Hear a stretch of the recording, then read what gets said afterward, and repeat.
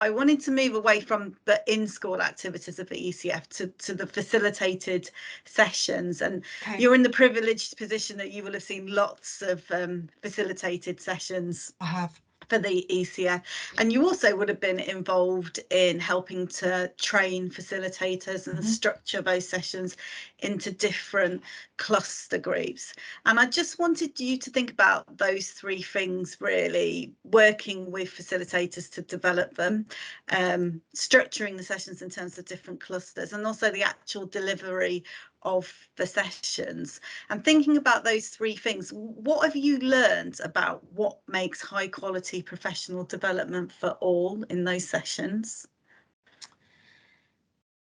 Really strong preparation is important. It's not a thing that you can busk, and it's really important that you come prepared. And that's not just in the sense of preparing the materials that are provided for you, but it's also, I think, the best facilitators that I've seen have also reflected on their own practice and how could I illustrate this point with something from my own practice. And because we're delivering the early career framework in phase specific groups, the facilitators should be able to provide an illustration of the good practice or of the statements and illustrating what the research says through really visceral examples. Actually, they should be able to make it really come alive. And so from the point of view of training the facilitators, it's important that they feel empowered to do that, and that we're really clear with them that there are some scripted materials here, but the script is there so that you don't feel like you've got to prepare a whole session from scratch. It is not there like a play where you've got to learn it and deliver it.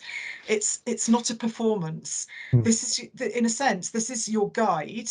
And if you think that there's something better that you could put in as a scenario, or if you think there are better questions, provided you're faithful to the framework and faithful to the intent of the session so that the learning outcome remains the same, then play with it and put it in. So the last session that I QA'd, there were two facilitators who worked in different schools that were in the same mat, and they had got to know each other through facilitation.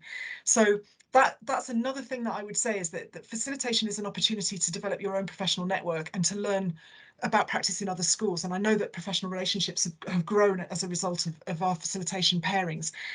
But one of the things that they had done that really struck me was that they had done their preparation jointly. So they both read all the materials, and then they'd got together and they'd shared the anecdotes and the illustrations that they thought would make the session work. And so when they did the facilitation, it was really clear to the participants that they had a strong relationship. So it felt warm, and it felt very professional, because it was quite clear that quite a rich professional conversation had gone on between these facilitators beforehand. So there was good modelling going on there. You know, we're at this stage in our career, but we're still learning, we're still sharing, we're still learning from each other. But also, we don't turn up and busk. We prepare this. We care about your learning journey, and so we've made an effort about how we're going to present it. And I think they were able to do that partly because we had made them free to do that. We had made it really clear: pepper it with your own experience. Don't, if that scenario is not the right scenario, and it does say that in all the guidance, but I think when you've got a set of slides that have all been nicely prepared, you think, well, I don't think I can change that. No, change them. I mean, obviously keep the colour scheme and the logos, very important, but having stayed faithful to our design and our brand, please put your own scenarios in there if they're better illustrations of the because you know the context of the schools that you're working with as well as a facilitator, and they get to know it. By the middle of year 2, they know those participants really well, and they know all the little things that have been coming up through the school year, and they've picked up bits and pieces about how the schools are structured and what the hierarchies are and what the modus operandi are. And so it's really important to use that in your facilitation, and the best facilitation definitely does that. And have you seen any differences in the quality of the sessions between year 1 and year 2?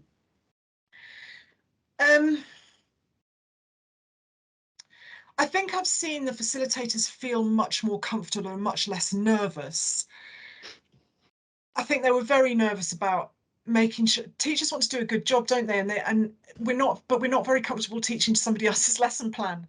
And so at the beginning, I think people were really slightly overawed maybe by the materials, and there was a lot to cover, and how do I cover all of this, and what if there's a really rich discussion, that means I haven't got time for slide 4, how do I deal with that?